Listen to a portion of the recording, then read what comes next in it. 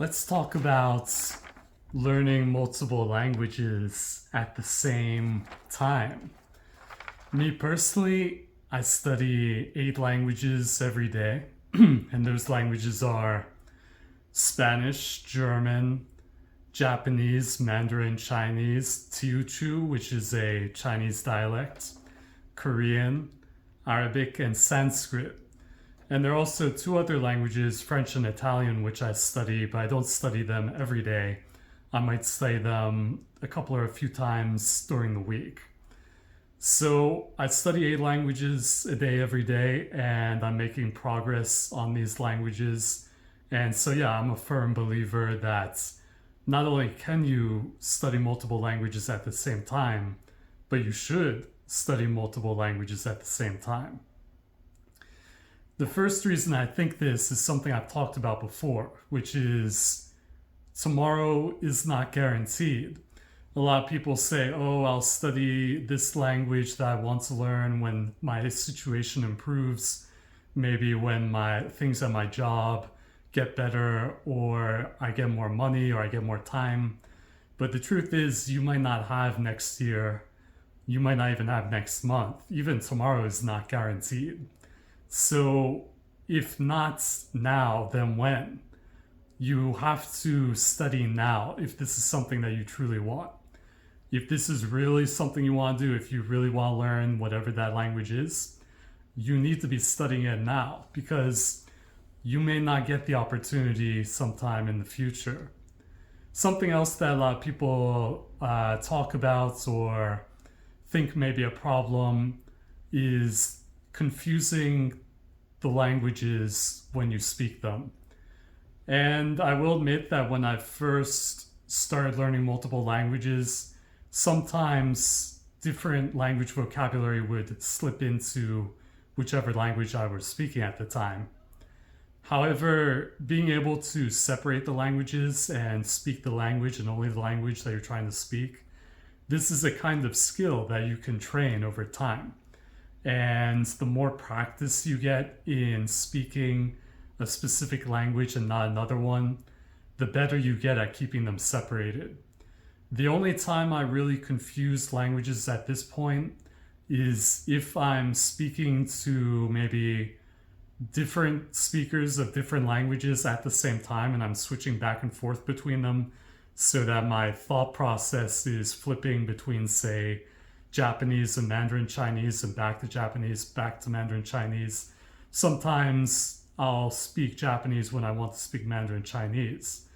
But it's never the case now that, say, if I'm speaking Japanese, a Mandarin Chinese word will slip into my mind, or that if I'm speaking Mandarin Chinese, a Spanish word will come to my mind, or something like this. It's always now I am able to keep them separated. And that's because I've trained this skill of keeping them separated. So there's no more confusion of the languages. The other thing that I think is that if you're going to learn multiple languages during your lifetime, at some point you have to figure out how to juggle them. This is because if you're not using the language, if you're not practicing it or actively using it, it's going to deteriorate. And it's going to get rusty unless you use it. So if you want to learn, say, 4 or 5 languages, you have to figure out a way to live a life where those 4 or 5 languages are present in your life. If not on a daily basis, at least on a weekly basis, or you have some kind of cycle that you maintain for using and learning the languages throughout the time that you spend. And this is just something you have to do if you don't want the languages to rust and disappear. You need upkeep on the languages. So if it's going to be the case that sometime in the future when you know 5 languages, you have to figure out a way to juggle all of them, you may as well start learning how to juggle them now. You may as well start learning how to keep all these languages in mind, not mix them up, and also be able to manage your time properly to be able to study all of them. So something else that I think is really great is studying language families, which means studying languages that are related. For example, You could study the North Germanic languages, Swedish, Norwegian, Danish, Icelandic, Faroese. You could study other Germanic languages like German, Dutch, Afrikaans. You could study Slavic languages. You could study Romance languages like Spanish, Portuguese, Catalan, French, Italian, Romanian, and so on. Or you could go to Chinese languages and study a bunch of Chinese dialects. But I think it's so great to learn language families at the same time because you get to see how they're related and where they're different. And this is such a great way to make connections in your head and give you the stimulation that gives you the motivation to keep going. It's very satisfying to see how languages are similar, yet how they're different in their own ways. So, a very important thing when you're studying multiple languages is time management. Obviously, the more languages you study, the more time you're going to have to devote to make progress. And time is very limited in our lives, especially in the modern age. You might have a full-time job, you might go to school full-time, you might have other hobbies. So you need to be able to set apart some time during your day to properly study all the languages that you want to study. So make sure that you have allocated time in your schedule to study properly. And I think you need at least 15 minutes per language per day to make progress in the beginning. Ideally, as you get more advanced, you'll want to add maybe half an hour minimum a day, or more depending on your enjoyment of the language later on. But at least at the beginning, you should study maybe at least 15 minutes a day to get progress. And the easiest way for you to do this, and something that I embody or try to embody, is living a lifestyle that incorporates the languages. To me, it's not just about having foreign languages as a hobby. It's about living a life where foreign languages are prominent and at the forefront of my mind and my life. So to give you an example, I thought it would be great if I could get language conversation partners.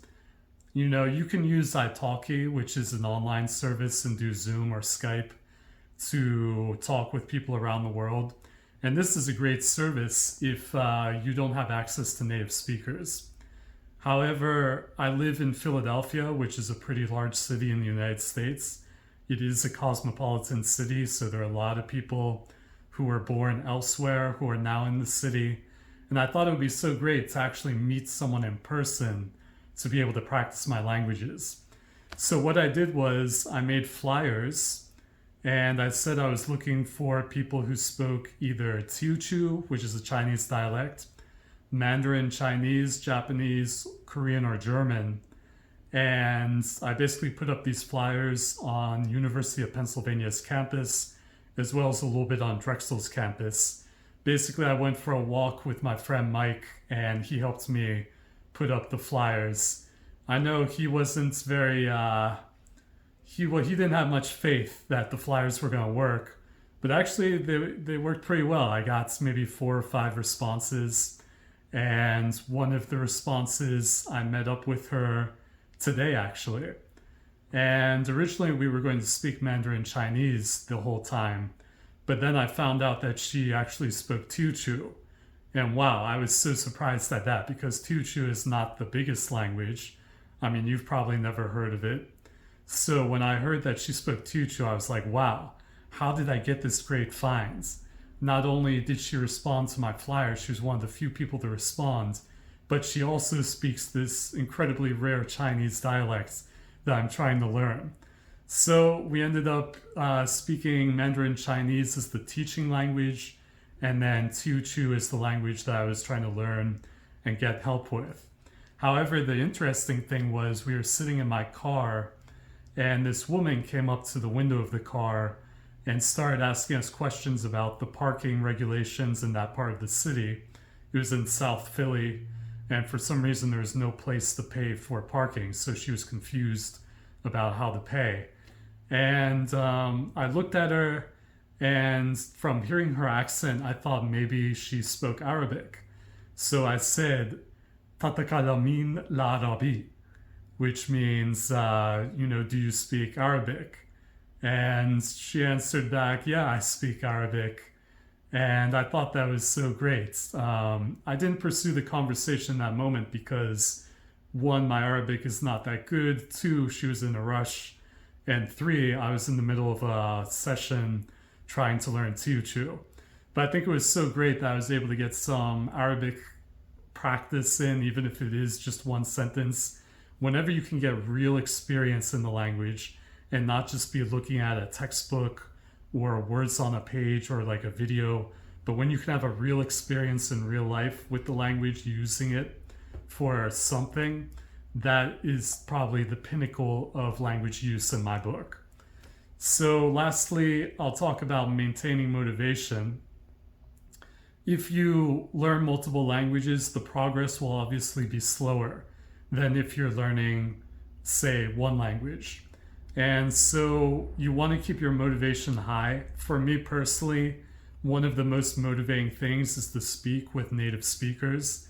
That's why when I spoke Teochew today and Chinese and even Arabic, that gave me the motivation to keep going because I was able to interact in real life with real people. And for whatever reason, that motivates me to continue to learn because I want to know more of the language to speak more with people. I want to be able to communicate with them in a deeper way. And I want to be able to say more things and to understand more things. And so being able to speak with people is a great motivator for me. But you might have something else that motivates you, and you should think about what that is. Maybe you love film in the language you're studying. Maybe you love great literature. Maybe you love the culture. Maybe you have a family member who speaks the language that you're very close to. Whatever it is that motivates you, you want to get a little bit of that into your studying each day. Don't just study textbooks. If you're into, say, movies or film in the language, then start watching the films now. Even if you don't understand anything, just being able to watch the films will inspire you and give you motivation to continue on. Likewise, if you like, say, comic books in the language, even if you don't understand anything, at least start looking at the comic books because, again, this is going to be something that motivates you and keeps you moving forward and engaged. So I hope that helps you in studying multiple foreign languages at the same time. Obviously this is something I do. I study 8 to 10 languages a day. And I really believe that this is something that you should be doing in order to get the most bang for your buck in terms of your life and studying languages. So I hope this helped you. Thank you so much.